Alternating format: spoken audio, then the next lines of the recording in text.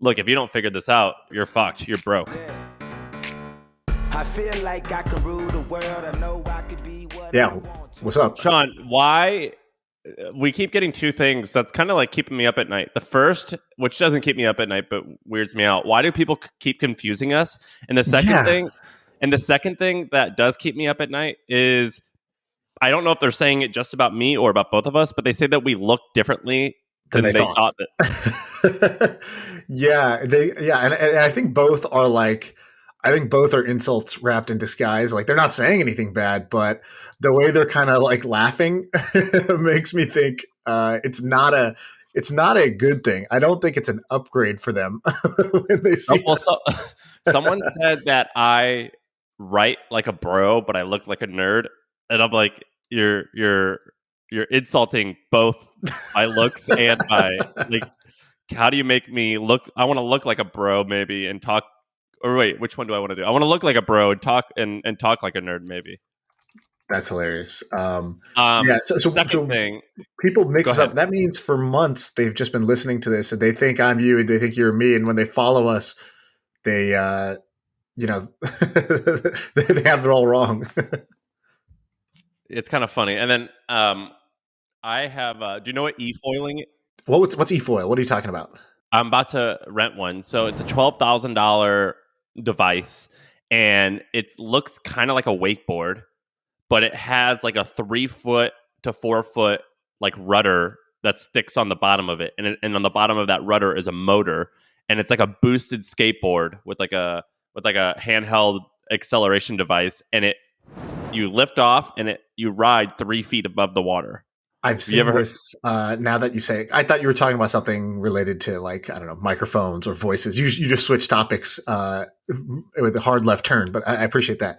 So I saw this because what's the name of that one surfer guy who's like super famous? Laird Hamilton. Yeah, Laird Hamilton. I saw him doing this where he was I don't know if I think his was like even taller, but basically he was surfing with, there's like an underground fin, and then he's elevated above the water, and he was like, and it's like a jet ski that he's standing on. It was kind of crazy. Sounds like that's what this is. Yeah, well, I'm about to go do it in an hour. I'm pumped. Is this the next pickleball? Before we get into ideas, it might be. I'm getting ads for it constantly on social media. It might be. We have a good episode today because you brought something up incredibly interesting, and I went deep on it. But before we get into that, can I tell you a quick story? Yeah, go for it. Okay, so a few weeks ago, I got mocked on the internet for like doing this trapped in a closet with Andrew Chen thing. So this guy named Andrew Chen is a partner at Andreessen Horowitz. He's got a cool startup-y blog. But he told me one of the wilder stories I've heard recently. So when he was in, I think I might get some of the details like wrong by a year or two. But when he was in about 6th grade, he took the SAT and scored really high. And when he did, I think it's the University of Washington does this thing where every 5 or 10 they take 5 or 10 students per year who are in 6th or 7th grade, sometimes younger, like 12 years old, whichever grade that is, and they ask them to come to college, to come to University of Washington. And he was one of the students. And so he at 6th grade, I think he skipped 7th grade and went straight to college, and he moved there in a dorm. Went to college, and I asked him who else was in it, and he actually said Emmett Shear from Twitch was one of the folks. Wait. So he didn't go to college. He didn't like become a college student. He just went for like a camp or something, or he enrolled and now he's a student.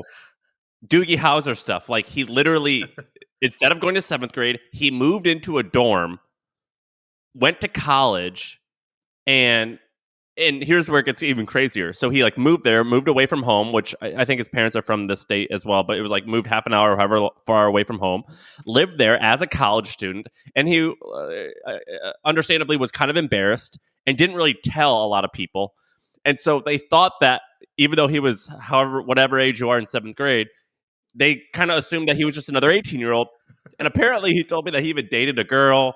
He just kind of acted normal, and they didn't find out that he didn't like hide it from them, but he didn't bring it up, and they didn't find out until senior year or something like that when everyone was turning 21, and they were like, "When do you turn 21?" He was like, "Oh, I'm actually 17 years old or 16, whatever." 16, yeah. And it's a pretty wild story. And I asked him like who else was part of this program. And he said the founder of Twitch was some person running a huge hedge fund, just like baby genius, like real baby geniuses. Crazy fascinating story. And apparently the University of Washington still does this every year where they select, I forget what they call the program, but it's like a thing where they have psychologists and therapists meet with the kids every quarter, every month to discuss what's going on. And it was incredibly fascinating. And in a very typical genius response, I said, "Isn't that weird that you skipped high school?" And he was like, "Well, when you think about it, adolescence is really just like a societal constraint." And I kind of experienced the same. And I was like, "Oh yeah, I mean, I guess you're right." But like, thanks for proving my point. Right, age is just a figment of my imagination. Yeah, okay, isn't that wild? That is wild. Also, I don't know if that's true because Emmett definitely went to Yale, and so did Justin Kahn. So I don't know. Oh, maybe it was through Yale, but he said that Emmett was part of the same program, or maybe he dropped out. But he said that Emmett was part at age 13. I love it. He said that Emmett was part of his program. I don't know what if program meant. They do it in a ton of different schools, but like a 13-year-old freshman in college. Would you let your kid do this, or would you want your kid to do this? Let's say your kid's 12, scores high on a test. Would you want them to skip high school and go and be a 13-year-old college student and like amongst the crazy 18-year-olds? So it's a good question because my gut instinct is probably the same as everyone else's, which is high school is important. You learn about yourself, and it's important to go through all that normal stuff. But we also complain that high school often, or that like what you learn in high school is kind of bullshit, and you know, what does the world look like if you do combine the two? So like maybe it is.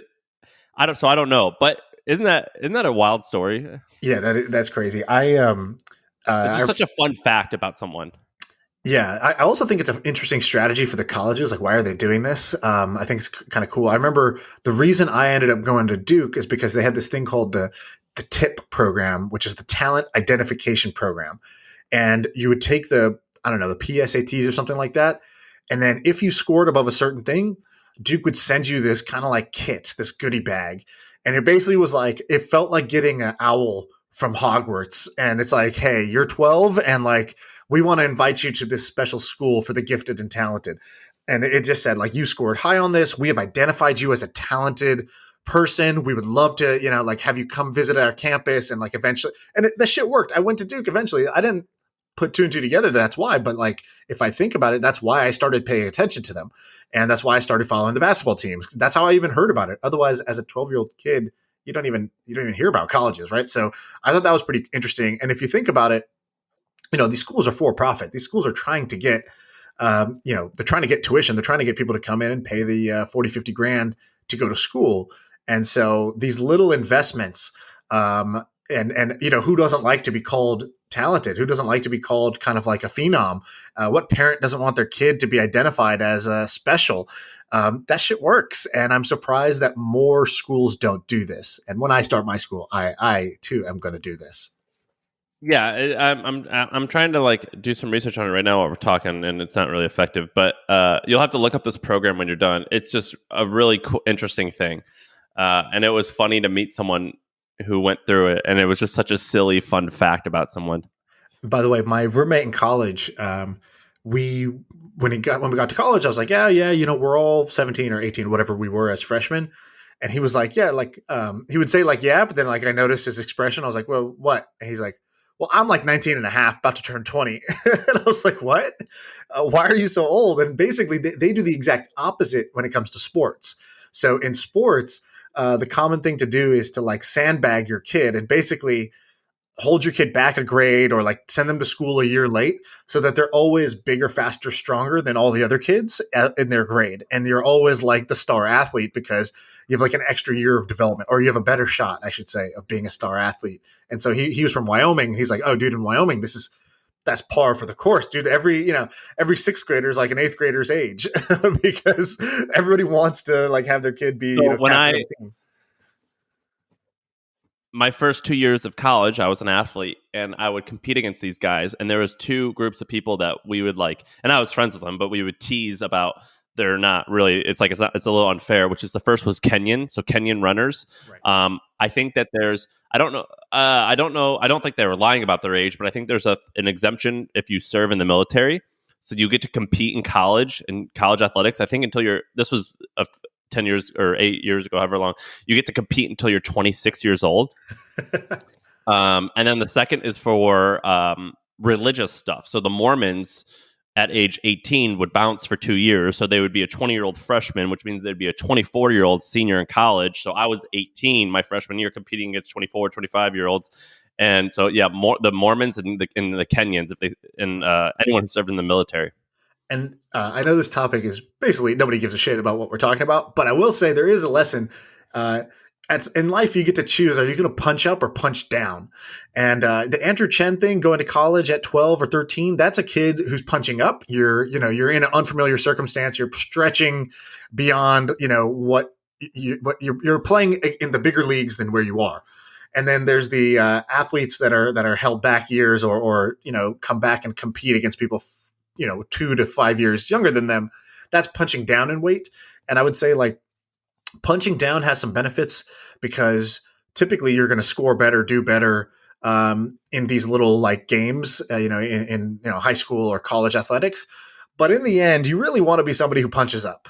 You always want to. I think for long-term success, you want to be somebody who punches up, somebody who's always in a room where you're just barely hanging on, because it'll push you to get better more so than just dominating people because you're older and stronger than them. Well, it works for Andrew Chen. I think he's 38 years old, but I was like, but you're really like 45. Right? Like, you got the experience of like a 45-year-old. All right, let's get to the topics. His first full-time job at 18. Okay, let's get to the first one. So Shaan put something on here that I actually think, I was telling a friend as I was researching, I actually think that this is one of the better ideas that we and you've ever come up with. The Michael Jordan thing. All right, you want me to explain it? Okay, so I've been looking at this house for a long time. Michael Jordan's house has been for sale for like a decade, and it hasn't sold. And this is his house, kind of like in Illinois near Chicago, where Michael Jordan was on the Bulls, and he had this 56,000 square foot home in Highland Park.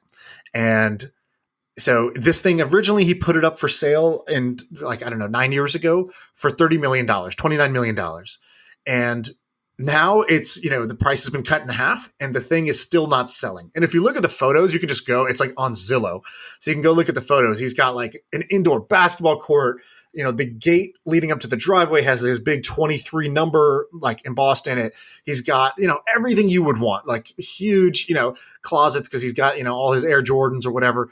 And so his house it's pretty unbelievable, right? There's all kinds of epic shit here, but it's not selling. And it's not selling for, I think, a couple reasons. It's like, it's very custom to Michael Jordan.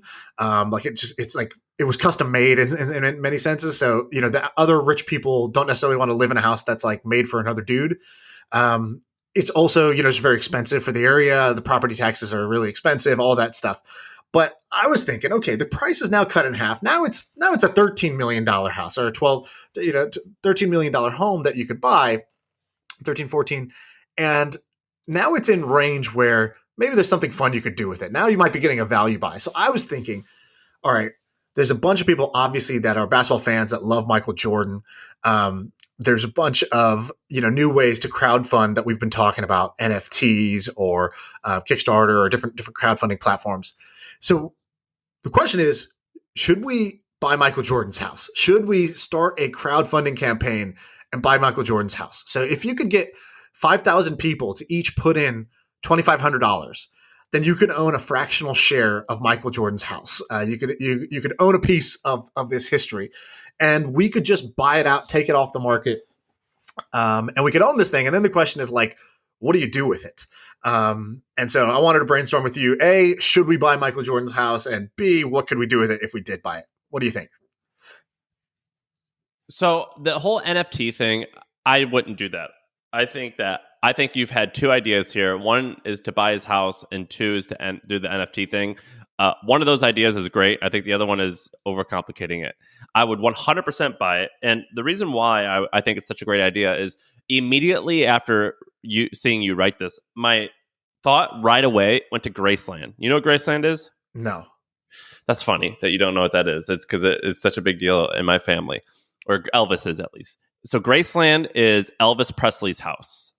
It's in Memphis. It's in downtown Memphis. It's actually in a pretty crappy neighborhood now, or the neighborhood is not nice. And it's like kind of gross, but it's just like a cutesy thing to do if you visit Memphis.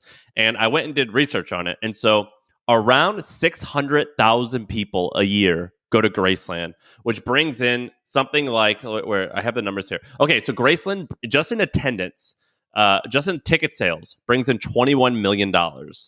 So it's, yeah, pretty wild just on tickets. And then 600,000 visitors a year, $36 a ticket, right? Yes.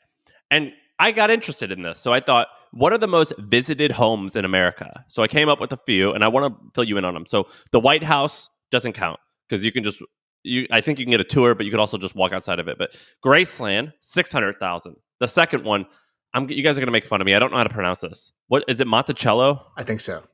Okay, Monticello, that's Thomas Jefferson's house. And so the interesting thing about this place, as well as a few other I'm going to mention, is that they're nonprofits, which means all of their numbers are public.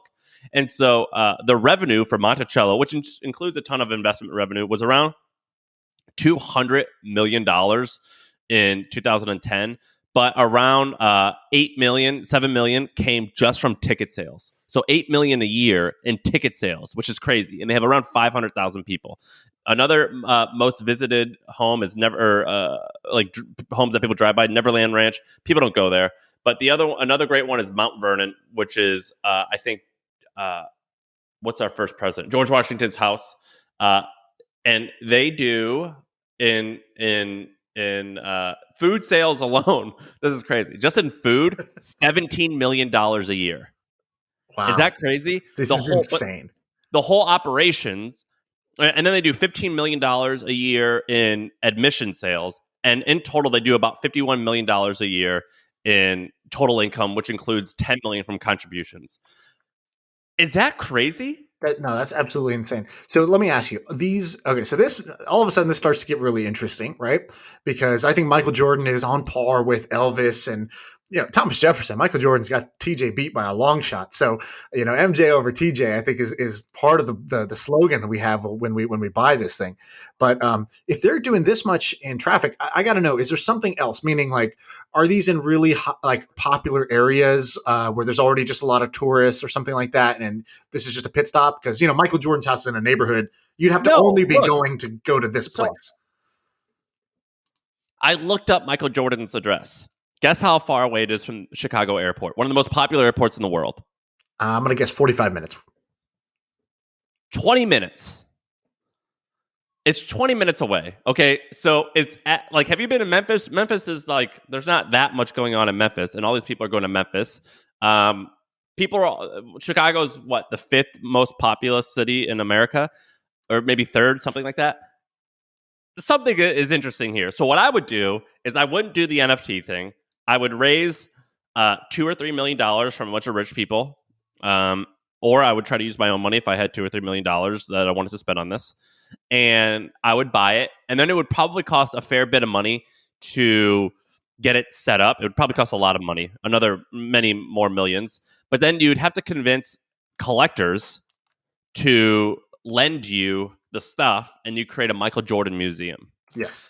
And that's how you do this. And the companies that we've just mentioned, Graceland, Monticello, and Mount Vernon. So those folks lived in the 1700s or probably died in the 1800s. So they've been around. Those properties have been around as tourist destinations for 100 plus years.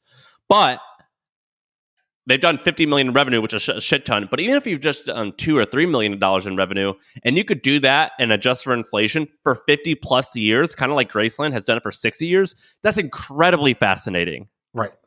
Yeah, I'm with you. So I think you're shitting on the NFT thing a little bit, but it's not about NFT. What I'm saying is crowdfunding. So I think that there's a benefit to crowdfunding, which is that crowdfunding is a way to make the story more viral.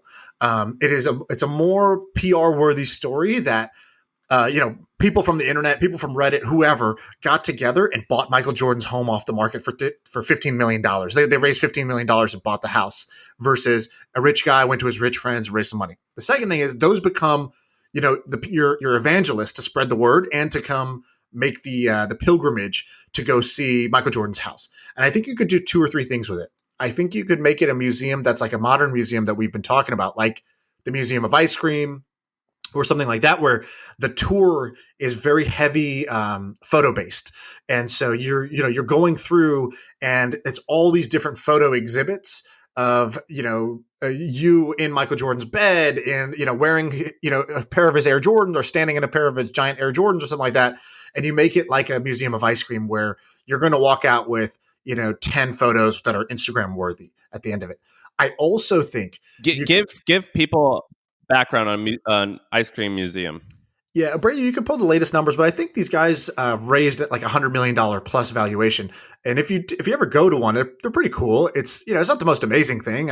Honestly, I was a little bit disappointed, but the photos do turn out cool. It's a museum that you walk through, so it's like a guided path, and you go through maybe like 13 different rooms, and every room is something cool, and you get a little, you get an ice cream cone of some flavor, and then you can take photos next to some like exhibit that they've set up. And the idea is not for you to look at the art like a traditional museum, but for you to like take a photo in the art and post it on Instagram. And that's their marketing. That's the free marketing that they get. And so Museum of Ice Cream, oh yeah, here, everybody has it. They raised $40 million. They raised a $40 million Series A at a $200 million valuation last year. And I think this could be bigger. I think this could be much, much bigger as a brand. The other thing that you could do is sports cards are having this incredible boom right now. And I think what you could do is you could have certain collectors put their collection in the house. The house could be basically the vault to store some of the most rare memorabilia in the sports world. Signed basketball, shoes, and sports cards. And that could be part of the museum. And you basically store it, and you store it for some of these collectors. So I think there's a bunch of stuff you could do to make this work. But the idea is like, can you buy this thing for $13 million, put another $4 or $5 million into getting it all set up, and then could you make $5 million a year? Could you make $10 million a year, like you're saying these other guys do, as a pilgrimage for tourists going to Chicago and basketball junkies? I think the answer is definitely yes, and I think it's so interesting. I found another example of one, and it's called the National Trust for Historic Preservation, and it's a nonprofit, and all they do is buy historical buildings. And I looked at their numbers. They've been doing like 50 or 60 million in revenue for years, and I'm still trying to figure out how to entirely read nonprofit statements. But they have a line item that's revenue less expenses, which I guess that just means profit. I mean, I don't know how they define. Yeah, it's EBITDA. I don't know how they define either of those, but it was 26 million, and it's been doing that for years. Is that nuts? So I like this idea. I like this idea a lot, and I kind of want to dig a little further into how these home museums work, because I think this is pretty interesting. The other good thing about this, by the way, is that the Basketball Hall of Fame sucks. Nobody cares about it. Nobody goes to visit it. All the other sports, like Canton for football, these are like tourist destinations. Tons of people go there every year. It's really cool. And the basketball one is known to be super lame because they let way too many people in, and it's not a thing that basketball fans really care to go do. Can I give you 2 more examples that what we could consider doing instead of even doing a museum? Maybe this is even simpler. Yeah. So I'm staying at my friend Jack's house. It's a badass house. 5 doors down or 10 doors down, something like that, nearby is what they call it the Obama house. And when Obama was in office from when was he in office? The 08 to 12 was the second term. Or whatever it was, he would stay at this house down here, and the owners let him stay, I think, for a massive discount. Now it's like it has its own Wikipedia page, and it's called like the Obama House, and it sold 10 years ago for 7 million after he had already stayed there, 7 million. Did I say 7 for 7 million, which is a lot of money, but they rent it out right now on Airbnb for $6,000 a night. Or if it's booked all the way up, $180K a month. Right. And it's branded as the Obama house.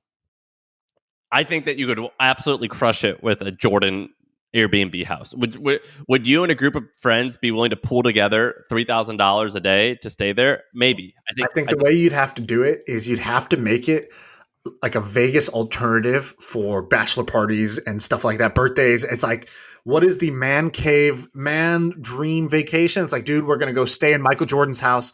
14 of us are going, and it comes with like all the amenities and, you know, all that stuff. This is where you go. This is where you want to go if you want to live like the sports fan's dream. I think you could do that. I do like the museum one better. What was the second idea you had? You said you had two. Oh, what wasn't the second? I guess it was more so just another example. The Fresh Prince of Bel-Air house. It's kind of interesting. But do you remember living in San Francisco, how there's like what's it called? The Painted Ladies, which is the full house. And then there's the Miss Doubtfire house. I would just want to buy all these and turn them all into tours. So I lived a block away from the Full House, and literally 24/7 there is somebody standing outside of that house during the daytime, taking a photo of it. So there's just a constant, and it's not like a huge line of people, but there's always like 4 people standing outside taking a photo in front of the Full House every single day for the whole year. It's kind of crazy. And then it just sold actually, and it's sold at basically like I think 1.5 or 2x the market rate in that area. So they got basically like a double premium because it is the Full House, which I think is, you know, kind of interesting. But okay, I think we should buy Michael Jordan's house. I think we should crowdfund. 5,000 people together. We should own this thing, or we could go to Rally Road and we could say, hey, Rally, let's put Michael Jordan's house on Rally and, you know, let's sell this baby out. I think if 5,000 right now, if you go on Rally Road, you'll get 2,000 or 3,000 people buying a fractional share of, you know, a pair of Jordans or a signed autograph or a signed rookie card or something like that. Fuck all that. Let's own the guy's house. So I think you could easily get 5,000 people on Rally Road to buy a fractional share of Michael Jordan's house. I'm surprised they don't already do this. If they're listening to this, you know, go for it. Just give us credit and give me a share of the house. I actually think that they wouldn't do that, because how do you liquidate that? It's been on the market for 20 or how long? 10 years. No one's buying it. So, like, how do you get liquidity from that after 7 years? I don't think you don't. I think the game here is right. The point of Rally is that they take things that are not assets and they make them not liquid assets. They make them liquid assets. So, because you can own a fractional share, now there's liquidity. Any one person who owns a piece of Michael Jordan's house can swap it for anybody else who wants to own a piece of it. So, you don't need a $15 million buyer, because you can sell them in blocks of $1,000 or $1,500. And so, when you bring that price point down, there's people who want to own a piece of the art, a piece of the asset, which is how they do, like, you know, they'll sell, you know, a Harry Potter first edition signed, you know, set of books. And, you know, instead of selling it for $25,000, they'll get, you know, 2,000 investors to each put in whatever the math comes out to, $150 to go buy, you know, to own a piece of that thing. So they introduce liquidity by making it fractionally owned. Yes, but there's still no cash flow. You have to create an operation around this to create cash flow. And there's no cash flow in a basketball card. There's no cash flow in Air Jordans. There's no cash flow in Harry Potter first edition. Rich Asian investor who's willing to buy it. No, dude, you're still thinking like the old world. You haven't seen what's going on in Rally. You're staying with Jack Smith. You should go ask Jack Smith about how this stuff works. He's the one who taught me, and he's one of the biggest investors in this stuff. He's not buying it for cash flow. You know, he's buying it because there is another collector, and when you make it fractional, now way more people can get in on collecting it versus just the rich, deep-pocketed people who could buy the whole asset 100%. Yeah, bro, but who liquidates it after a handful of years? On Rally Road, someone actually buys the car after a few years. Very rarely. Occasionally, somebody comes and offers to buy out the whole lot. And then they put it to a vote. I don't know if you've seen this, but like, you know, let's say a box of Pokemon cards went on there, like a super rare Pokemon card set. I don't know what the IPO was, but on Rally they IPO'd it. Let's pretend it was $50,000, And then what happened is a big, Asian investor came in and said, we'll buy this thing out for 85,000 now. So you'll all get a profit, but we want to own this thing. And they put it to the vote of all the share owners, and they said no. They said, we're going to hold it. We think it's going to go up. So they voted no. They voted to keep it. So they're not all trying to liquidate soon. Some people who are buy and hold investors will want to own these assets for a long time because they think, hey, if I just hold this now, what's Michael Jordan going to be? What's Michael Jordan's fame going to be 20 years from now? If Michael Jordan passes away, how much is it going to be worth? And there's people who are in it for the long term. So I think the collectibles thing is a little bit different I think about it differently than you do, I would say. You basically need Jordan to have like a tragic accident. Or like, for example, That's The like Last Dance came out. Of. So The Last Dance, this 10-part documentary that came out on Netflix and ESPN, millions and millions of people watched this thing, and Jordan's brand, you could see all the price of Jordan's went up. Jordan's like brand visibility and brand sentiment went up because this documentary came out, and he's still alive. It wasn't a tragic event, but somebody told the Jordan story to the younger generation who, grew up where, they were 2 years old when Jordan was at his prime.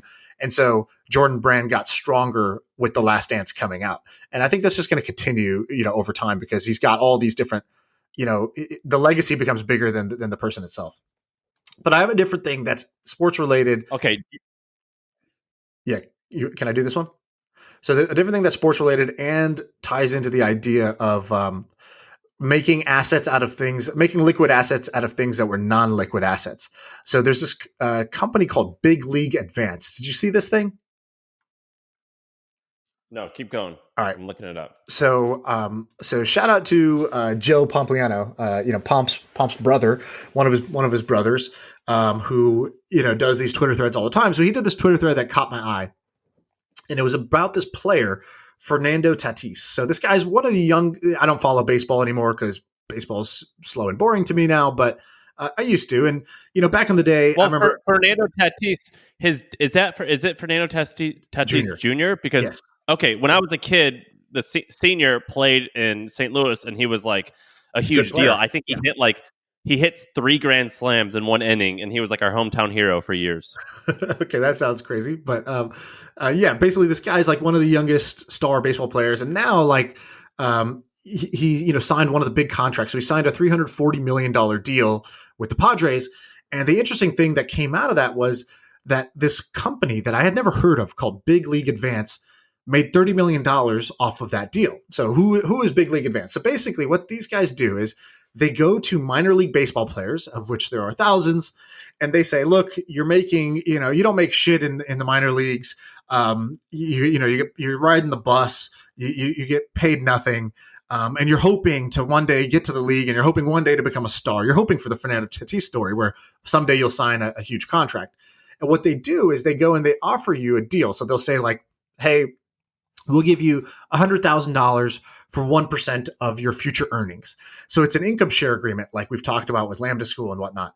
And they'll go and they'll say, $350,000 for 8% of all your future earnings. So we'll bet on you. We'll take a risk on you. So you get some money today. You can give your family a better life today. You don't have to keep like roughing it while you work your way up. But hey, if you hit it big, like we're going to get paid out. And they basically do a bunch of analytics on their side to try to guess which players to invest in, what is the exact deal to offer them. So it's like a startup investor who's coming up with the valuation of every minor league baseball player. And they know they'll lose money on like 80% of the deals that don't pan out. And they're hoping that the 20% that do turn into huge returns like a Fernando Tatis Jr. And so I think this is an awesome idea. This actually is similar to a company that we've talked about called Pipe. Pipe is they basically take companies that have SaaS revenue, and they say, hey, you got all the SaaS revenue. Let's turn that into a tradable, investable asset. Let's take your contracts you have with customers. Let's make it so that anyone can just buy some of your SaaS contracts off you. And you get money today up front for those contracts. You don't have to wait the 12 months for your customer to pay you every month. And for that investor, they're going to get a premium, so they'll pay you the year's worth of the contract. And in exchange, they get like a 12% return on their money, and you get money up front, which you can reinvest into your business.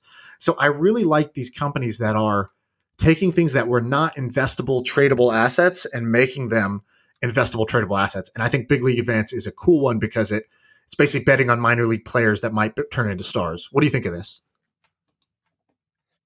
But well, I'm looking at their website. So how can a minor league?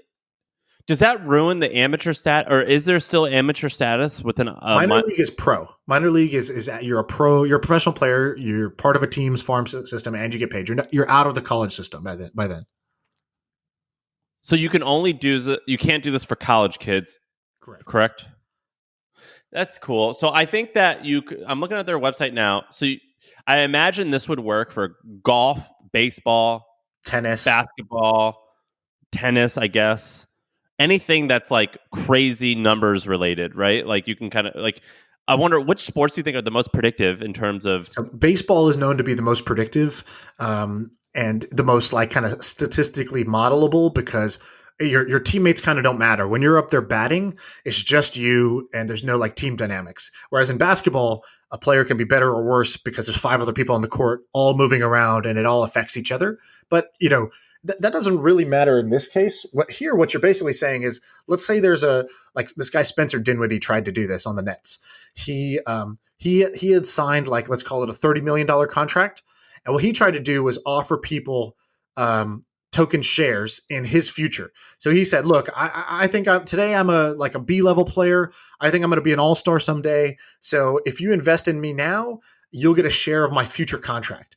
And so you're just betting on a player. You're just saying, I think that this player is going to be a star. And I think this player is going to earn this much in his career. So I'll invest now in an income share agreement of his future earnings. And so for the player, they get money up front. They don't have to wait to earn their contracts, and they get a little bit of insurance. Like if anything happens, they get hurt or, something bad happens in their career. Hey, at least they didn't risk it all. They got paid some up front. And for a fan, it's a way to kind of bet and invest in players that you think are going to have more future earnings than what they're offering today as a valuation. This is so amazing. I'm looking at their so they've raised $150 million. I think that from the looks of it, it looks like they only have like 30 employees. Do you think that's accurate? And if they made $30 million from this one guy alone, so this was like the big home run. And they've had other things where like they got sued by a player because they offered him $360,000 for 10% of his future earnings, and then he tried to sue them, being like, "Oh shit, that was like a predatory deal. I didn't want to give up 10% of all my future earnings for just $360K." But in actuality, the guy only made $1.2 million in his career, so it actually turned out to be a profitable deal. He took $360K up front and ended up only paying $120K out to these guys in the end. So he dropped his lawsuit. Why is there so little information about these guys online? You think there's really not a lot. They try to fly under the radar. I can't find a Crunchbase page. They're not a tech company. It's just a financing company, basically. They try to fly under the radar. They also got like kind of disavowed. Like the Major League Baseball doesn't like them. The Players Association said we do not like. We don't we don't say that this is a good thing. But for a player, they're cutting a deal with an individual player, and I guess it's allowed in baseball, whereas in basketball, the NBA blocked the thing I was talking about. They blocked Spencer Dinwiddie from tokenizing his future contract and basically selling off future earnings. So some leagues are not allowing it, but Major League Baseball still does allow it, and minor league baseball still allows it. So my question is this, and you're more of a sports guy than I am, and I'm looking at this, and it seems awesome. My question is, what actually would make this fail and not work well? So bad predictions. So you invest in a bunch of players that don't pan out, you could go underwater. Like I don't know how favorable their I don't know how much margin of safety they have when they do this stuff. Like with startups, for example, just like startup investing, a lot of people are angel investors, or a lot of average VC funds actually can't even beat the stock market in terms of returns, and they're illiquid and they're risky and they don't outperform. And so it really comes down to these guys' ability to pick and value players accurately. If they can't do it well, they're going to go broke. And if they can do it well, they're going to make a bunch of money. And I think that's a healthy setup. How challenging is it to do this? Because I don't know anything about sports, but I feel like this whole Moneyball thing seems kind of like table stakes at this point for for professional teams. Right. I don't think it's that challenging, to be honest with you. I think that there's, you're collecting data all the time. You have scouts. You have all these different ways to value players. And in this case, it's such an inefficient market because the minor league players just make nothing, and the baseball teams don't want to pay them a lot. It's like, hey, dude, do you want to live out your dream or not? And so we'll pay you the absolute minimum required for, just to have you in our minor league system. And so what these guys are doing that's smart is they're taking a percentage of all the future earnings. And so I think they're basically going up against nobody right now. But I think there's even an easier way to do this in the NBA, because the NBA has guaranteed contracts. So let's say I sign a 5-year, $100 million deal. I'm an NBA star. Cool. That means I'm going to get $20 million a year drip to me. And so somebody could come and offer this guy $80 million up front or $75 million up front, lump sum. Here's your money today. And good, you can use that. You can go ball out if you want. Does the NBA does the NBA have as big of a minor league? I know they have the D League, but I feel like I know I've got so many friends that go in the minor league of baseball. Yeah, so the NBA G League is not anywhere near, like, all baseball players, stars and not, go through minor league baseball. Stars in the NBA go straight to the NBA. They skip the G League. G League is like journeyman. And so you wouldn't do this with minor league in the NBA. You do it with the actual NBA athletes. And for them, what you would be doing is saying, cool, you're on your first contract. I'm betting that your second and third contract are going to be bigger. And I'm willing to pay you up front on this multi-year contract because, hey, it's guaranteed. You could go and break your leg tomorrow and you're still going to get all this money from your team. So the NBA has guaranteed contracts, so it's way less risky. You could just say, look, I'll give you this money up front so you can go invest it and you can go ball out. You can go buy your mom a house. You can go buy that thing you always wanted. And in exchange, I want to get some margin on because I'm willing to wait the 4 or 5 years for your contract to play out. And I can bet on your next contract, and I can, give you some some money today in exchange for some percentage of your future because I think you're going to be a star. I think that this is awesome. Would you value this at a software company? Because if it's like if the average length of an MLB or NBA player, I don't know what it is, but I bet it's in the 8 to 10 year range, which means you have a really high LTV. You have, I imagine, a quite predictable stream of income. Would you value this at software or close to software? No, I don't think so because it can't scale. That's the beauty. The beauty of software is that it scales sort of infinitely. And, for every additional customer you have, you don't have that many additional costs. In this case, I think this is more like real estate. I think it's just people as property. You're buying this asset, this multifamily property that has this much rent, and it's gonna cash flow for this many years, and so you basically are. I think you're just buying properties. Yeah, but real estate sells for almost SaaS-like multiples. Real estate sells at like what, like a 5 or 6% cap rate. Yeah, but software is like 50, dude. Like if you go look at Salesforce or Slack or go look at these guys' multiples, it's like you're at HubSpot. HubSpot is doing $1 billion a year of top line revenue. That's not profit. And, even on the revenue, I think HubSpot's valued at what? It's like a $30 billion company or something like that. So it's a 30x of revenue in that case. So software has better multiples than real estate. Sure. Well, do you want to talk about one more thing? Yeah, go for it. Let's talk about, we don't have enough time, I think, to really dive deep into the studio model, but I'm really interested in this. So there's 2 companies that I've been eyeing. The first is Atomic, which is started by this guy named Jack Abraham, and he has launched maybe 10 different startups, one of them being Hims, which is a multi-billion-dollar company. But the more interesting person is this guy named Josh Kushner. Kushner, his brother, everyone might know as Jared Kushner. He's the guy who was on Trump's cabinet. Josh Kushner's married to this model. What's her name? Carly Kloss, I think. So he's like have quite of a fascinating lifestyle or fascinating life. But he started a small fund. He was born into a wealthy family, so he had money early on. Invested $400,000 into Instagram, made a significant sum from that, and then has since not invested in companies through his fund, but really started them. And one of them, or he has 2 of them. One is Oscar, which just went public, and his stake in that is 1.2. The other one is Cadre, I think it's called, which is a rich person's investment platform. But what do you think? And the reason I brought this up is because you kind of had that experience a little bit. Like your Bebo was kind of a startup studio. Do you like this model of starting companies and operating them, but doing more than one at a time? Or do you think that just passively investing is better? Okay, so the thing we did, which was it was called Monkey Inferno. Bebo was one of the companies inside. Monkey Inferno was definitely a studio, and in fact, before Jack started Atomic, we met up in our office, and he said, "Hey, I'm thinking about doing this studio. Tell me everything you've learned, good and bad, about running the studio, so I can kind of learn from those mistakes." And I told him, "Hey, like here's what I think is great. Here's some of the things I think that trip us up. If I was you starting from scratch, here's how I would do it." And then he took that and he took. Wait, so Jack came to you? Yeah, he came to our office and we hung out and we brainstormed, and I kind of told him, "Look, these are the strengths and weaknesses of the studio model. How are you planning to do it?" And to his credit, what he had as an idea coming in was already the exact advice I was recommending. And so it's not like, oh, I told him you should do XYZ, then he went and did it. He was already planning to do it that way. But yeah, and at the time I was like, good luck, because very few studios, there are many, many studios. A studio is like, the reason studios happen is like successful entrepreneur wins, they take some of their lottery winnings and they're like, all right, fuck it, I'm going to do a studio this time because I can't pick one idea and I just want to do a bunch of shit.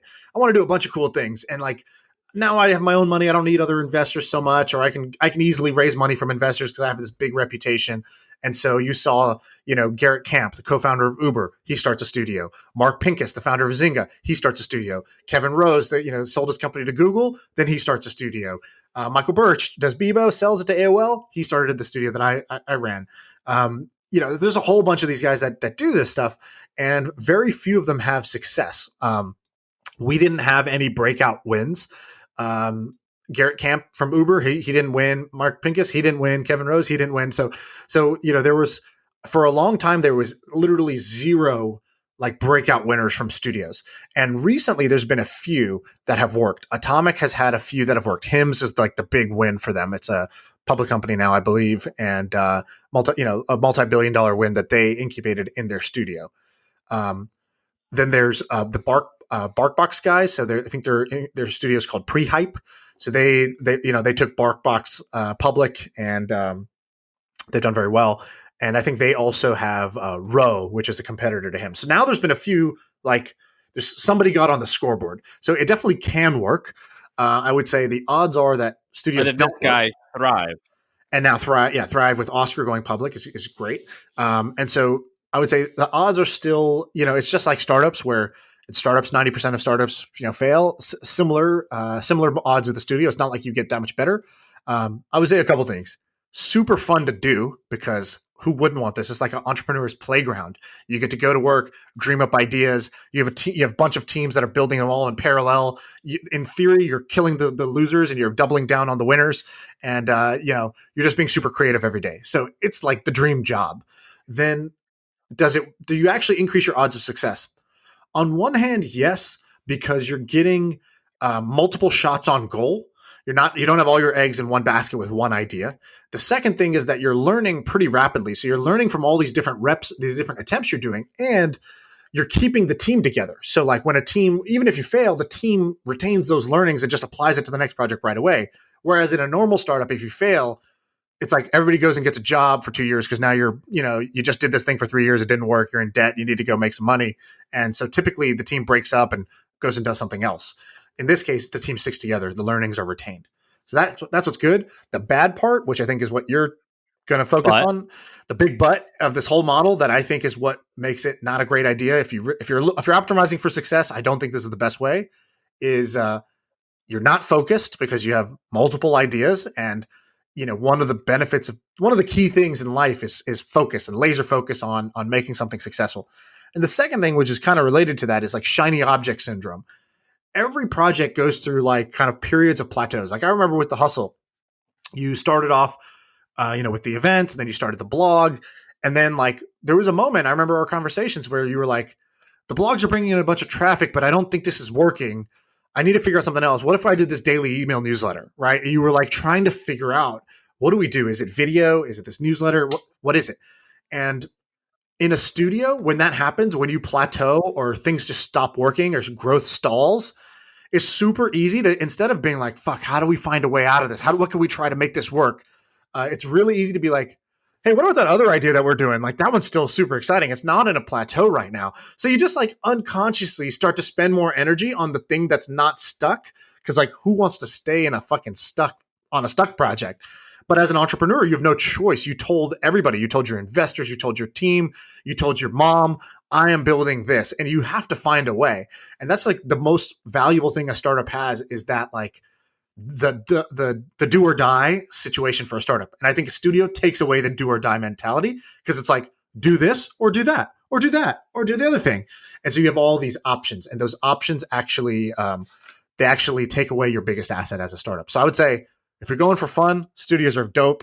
If you're going for success, I think that going like dabbling and picking a startup to go all in on is a better model than trying to run a studio with multiple projects. And that's actually what I remember what I spoke to you about years ago when we started hanging out at Monkey Inferno is I don't remember which one it was, Blab, Bebo, one of them.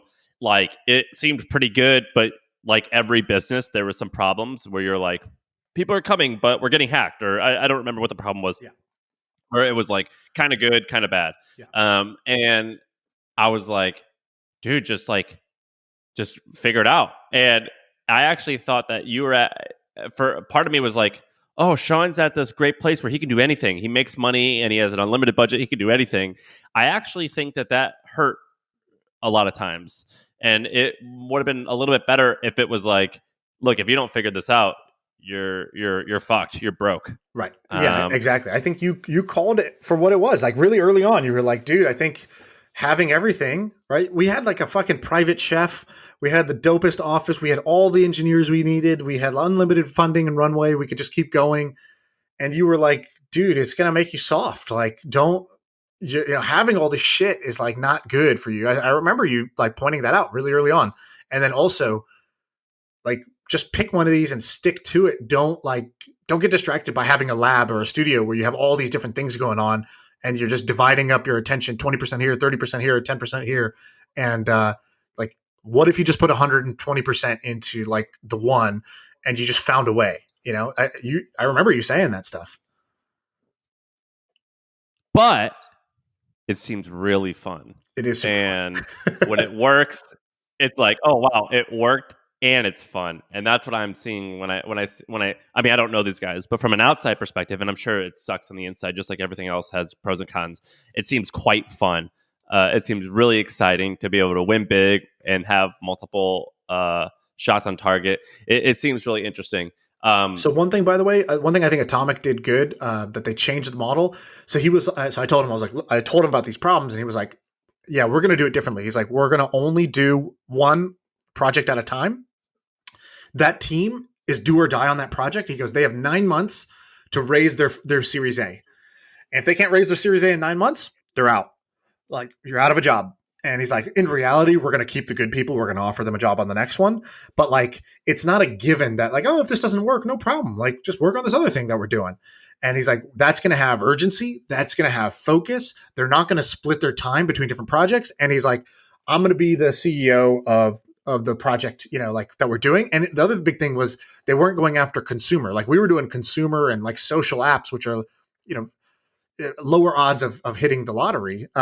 Whereas he was like, yeah, consumer's super hard. It's just really hard to, the consumers are fickle. We're going to do B2B. And so that they started doing only B2B stuff for a long time. And Hims was the one kind of like consumer hit that they've had. The other things that they've had that have done okay are B2B companies, which I think are a smarter model to do. eFounders is a great example of one of that's working in Europe, where it's like they only do SaaS and they really focus on problems that they know that are in the B2B space because their own companies have this problem. So then they build a product for that and they make a company out of it. They've had big hits like Front came out of that and different things like that. Well, Rocket Internet does it as well, and they're tens of billions of dollars worth of value that they've created. But the best example of this, my favorite actually, and I just realized this as we were talking, is Kevin Ryan. Kevin Ryan is someone who I admire, and I joke that we kind of look like he's probably 30 years older than me, but I tease that he kind of looks like I look like him. We kind of look alike. And he was the 20th employee at, I forget what it was called, but it was DoubleClick. It was called DoubleClick, and it was sold to Google for multi-billions and eventually became Google AdWords and AdSense. And he told me that he made around $20 million when he sold it, which is definitely a shit ton of money. And then using that, him and this guy named Dwight would invest $300,000 and give a company 6 months to show traction. And the outcome of their companies, there's a couple losers and a couple winners. There are probably a lot more losers than winners. But the first one is MongoDB, which is currently publicly traded at a $21 billion valuation. The second one is Business Insider, which is probably $1 billion. It was sold for $500 million, probably worth a lot more now. The third one is Zola, which prior to the pandemic was doing hundreds of millions of dollars in sales. And I think that there's like 4 or 5 more that have been hits. Right. And he told me, I actually called him and I emailed him like every month for like 3 years to try to get him to talk to me. And eventually he let me fly out there and meet with him.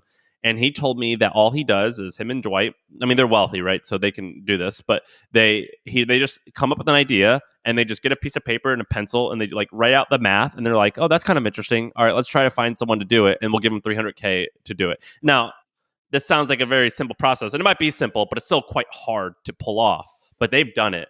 And it's called Silicon Alley Insider is the name of his thing, and you'll have to look this guy up. It's really interesting. I think that's Jason Calacanis' thing. That's not those guys, right? No, it's they have the same name. Oh, okay, interesting. It's called wait, is it called Silicon Alley Insider? It's called Alley Corp. Sorry, you're right. It's called Alley Corp. So I think there's a Business Insider was called Silicon Alley Insider. Interesting. So I think so there's, it's just like accelerators, right? There's like 1 million accelerators in the world. Every college has one. Every little city has one. And then you have Y Combinator that just like kicks ass. And, so Y Combinator is the best. Sorry to interrupt. Guilt is the other one that he started. Right. Go ahead. That's a bunch of hits. So basically you have like, it's not that is this model good or bad. It's like, how do you execute it and who are the people involved in it? So like Y Combinator is an accelerator that is probably created, I don't know, $100 billion worth of value now out of the companies that have come out of it. Easily over 100 billion, actually. Airbnb alone is 100 billion. So Y Combinator is like the best. And then you have Techstars, and then you have like all these other accelerators that like have never had a hit. And so are accelerator models good or bad? Like if you said it was bad, you'd be wrong because Y Combinator is at a hit. But if you said it's just great and you can repeatably make success using this model, no, that's not true. I think the same is true for studios, and everyone is different because you have to make a bunch of choices. It's like, for example, are you going to do multiple ideas at once, or are you going to do one at a time? Are you going to have shared staff working across projects, or are you going to have staff dedicated to their one and they live and die with the one? Are you going to fund it indefinitely, or are you going to give it a 6-month or 9-month time period to get to some traction and raise money from external investors, or are you just going to let it run forever? Do you come up with the ideas, or do you invite in founders and they spend some time coming up with the idea, like an EIR? Right? There's all these different differences that like, there's all these like little choices that will lead to a totally different outcome. It sounds like in that case, they come up with the ideas and then they find an operator. In Jack's case, he came up with ideas and he was the initial operator, and then he hires a CEO. In Expa's case, they bring in an operator and the operator comes up with the idea. And so there's all these different versions of it. And, a lot of it just depends on both luck as well as who's involved. Like truly great entrepreneurs and investors can have success where somebody else copying the same model that they have won't be able to pull it off because they don't have the right judgment. And that's why I think I failed. I think I didn't have the same judgment that these guys who have had success, like with their model. I think they were better at playing that game than I was. It also helps to be wealthy, I think, and be able to write 10 to 20, $300,000 checks and have the time to do it. And so I don't want to dismiss that. But a lot of them raise money. Like Jack, he raised money. He raised, I don't know, like $100 million or something from Andreessen Horowitz and others to fund his lab, even though he himself was like, doing super well. He had sold a company to eBay. He was like crushing it at PayPal or whatever, like, or eBay when he was there. He sold his company for $75 million when he was 24. Well, I'm not dismissing any of their skill. I'm just saying this is definitely like after you get your hit, it's a lot easier. I'm not dismissing that at all. It's like it's a lot easier to become a good golfer if you have some money to afford a fancy clubs and a membership. And there's a bunch of people trying to do this that don't have that, right? There's a group, this guy Bobby, he listens to podcasts. He's doing this for creators. He's like, all right, we're going to make a studio. We're going to just build products for the creator economy. And I don't think they have a big track record or anything like that, but that's their focus. They're trying to do a studio for that. Oh, I'm not saying it's impossible. I know another group of guys that I would bet on that. The main guy is this guy Kumar, and you should follow him on Twitter. He's amazing. He's super interesting on Twitter and Facebook. His handle is Data Raid. I know him. I know who he is. And he's just like really into all these alternative. He's a weird guy. Yeah, he's a weird dude, but he's really sharp and he's really out there, different type of thinker. And so he's like really into like, the energy industry. And so he'll build like little products for the energy industry that you didn't even know like there was a need for. So I think this guy's going to do well because he knows where to sniff. He knows where to sniff out some money because he's looking at problems that the average kind of engineer in Silicon Valley or New York or LA, they don't even know these problems exist. They don't even know these companies exist. And so, he was doing one, for example, like his friend is a lawyer. And, there's like all these like little rule changes in like your local regulation or your local law. And he just made an alert system where it'll alert you about whenever this rule changes. And he can go get a bunch of lawyers to sign up for these email alerts. And it's a SaaS business that, can do well. Or, energy prices when they rise and fall. How are you going to track that? How do you build a database of that information? So he's got all these like really random ideas that I think the average entrepreneur doesn't really even know about those markets enough to know those problems. And therefore he finds kind of untapped opportunities. Well, I think we should dive deep on this sometime, like even more. And I want to get Jack on here, and I would love to get Kevin Ryan on here because this sounds cool. It definitely sounds like a rich guy's playground, and frankly, I want to do it. Yeah. I feel like I can rule the world. I know I can be what I want to. I put my all in it like days off. On the road, let's travel, never looking back. Like